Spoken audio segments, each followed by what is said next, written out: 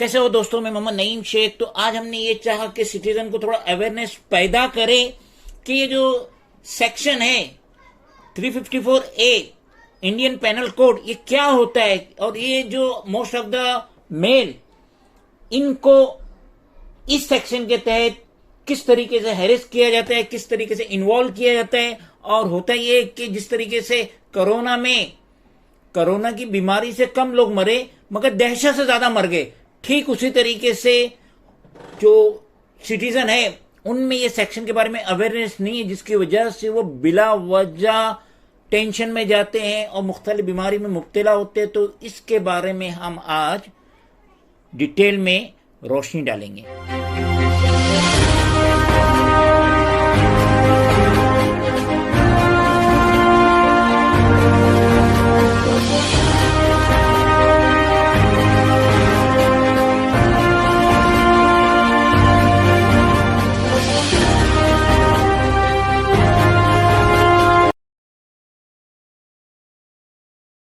आप देखिए स्क्रीन पे चार्ट आ रहा है जिसमें नंबर 1 में बताया है sexual harassment of the nature of unwelcome physical contact and advances और अ डिमांड और रिक्वेस्ट फॉर सेक्सुअल फेवर और शोइंग पोर्नोग्राफी। तो इसके तहत अगर कोई शख्स, कोई आदमी, कोई औरत, कोई लड़की के साथ ये हरकत करता है तो उसकी सजा है अप टू 3 ईयर्स। वो 3 साल के जेल जा सकता है या फाइन या दोनों।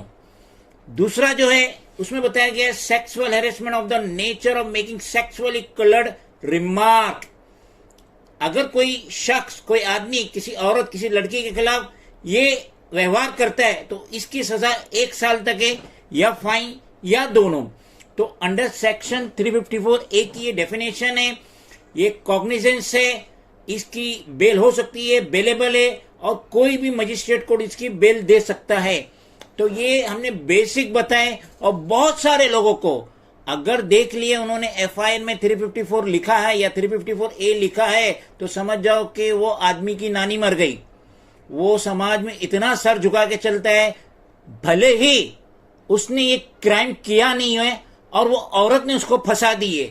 पुलिस जो है औरत के स्टेटमेंट की बेसिस पे, रिटन कंप्लेंट की बेसिस पे, वर्बल कंप्लेंट की बेसिस पे ये एफआईआर रजिस्टर करती है। और अभी तो फिलहाल जो कानून है उसमें मजिस्ट्रेट के सामने भी कंप्लेनेंट, लेडी कंप्लेनेंट को बैठना पड़ता है और मजिस्ट्रेट भी उससे पूछते कि ये जो आपने कंप्लेंट एफआईआर रजिस्टर्ड की ये सच है, हमें बताइए। और जो वो मजिस्ट्रेट के सामने इकरार करती है तो समझ लीजिए कि ये एफआईआर पक्की हो गई। आज ही लॉ ट्रेंड के अंदर एक आर्टिकल आया है, 2:07 पे इसको अपलोड किया गया है, जिसमें बताया गया है कि कोझिकोड सेशन कोर्ट ने, जो कि केरला में है, उन्होंने एंटीसेप्टिक बेल, जो एक ऑथर था और जो सोशल एक्टिविस्ट है चंद्रन, जिसका नाम चंद्रन है और जिसके ऊपर सेक्सुअल हैरेसमेंट का केस था, उसको कोर्ट ने बेल दी है। वजह सिंपल है, उसमें कोर्ट ने रिमार्क किया है, if a woman wears sexually proactive dress, अगर कोई औरत वो कपड़ा पहनते हैं जिससे जिनसी तौर पे इश्तियाल अंगेज लिबास पहनती है, जिसको देख के जिनसी तौर पे इश्तियाल पैदा होता है, उस हालत में sexual harassment case will not B prima facie stand.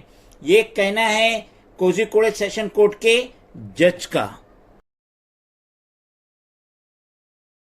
ये जो अक्यूज था चंद्रन, ऑथर कम सोशल एक्टिविस्ट, उसने कोर्ट में जो बेल एप्लीकेशन डाली, एंटीसेप्टिक बेल के लिए जो एप्लीकेशन डाली, तो उसने उस लड़की, उस औरत का फोटोग्राफ लगाया था और कोर्ट ने ये पाया कि ये जो लड़की, ये जो औरत थी, जो उसने ड्रेस पहनी थी, डेट आर सेक्सुअली प्रोएक्टिव।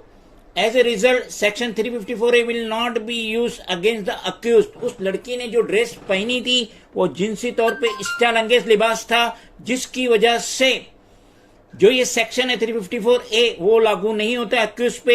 और कोर्ट ने ऑब्जर्व करी के language of section 354 makes it evidently clear that the accuse must have intended to offend a women modesty.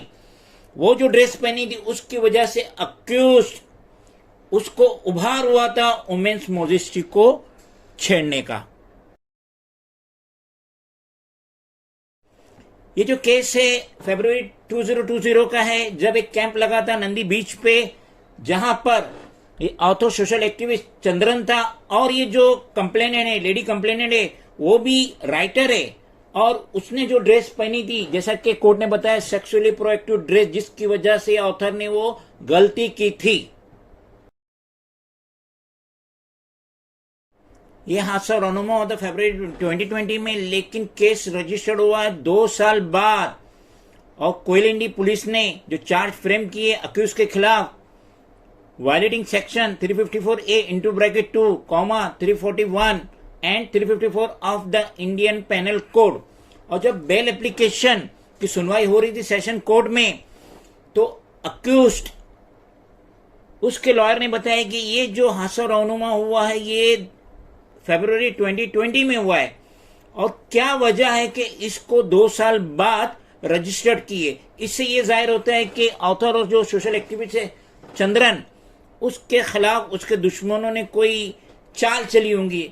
भले ही पब्लिक प्रोसिक्यूटर ऑब्जेक्ट ले रहा था कि अक्यूज को बेल ग्रांट नहीं होना चाहिए, उसके बावजूद कोझिकोड सेशन कोर्ट ने कुछ नहीं सुने, और anticipatory bail accused author social activist Chandran को पास होगी, महज इसलिए कि वो जो कंप्लेनेंट है, लेडी कंप्लेनेंट है, उसने women wear sexually proactive dress. तो देख लीजिए कानून का क्या होता है कि अगर पुलिस ने अपना कलम चला दी, लेकिन अगर आप बेगुनाह हो और अगर आप अपनी शहादत देते हो, अपने प्रूफ देते हो, जैसा कि ये अक्यूज चंद्रन ने दिया कि ये जो वुमेन थी उसने सेक्सुअली प्रोएक्टिव ड्रेस पहना था, जिसकी वजह से जिनसी तौर पे स्टाइल पैदा हुआ ये अक्यूज में, तो ये बहुत ही अवेयरनेस वाली बात है। और बहुत सारे सिटीजन ने, भले ही वो जेन्युइन केस था या झूठा केस था, अंडर सेक्शन 354 या 354A या 354A इंटू ब्रैकेट 2 वगैरह वगैरह वगैरह, मगर उसकी वजह से बहुत सारे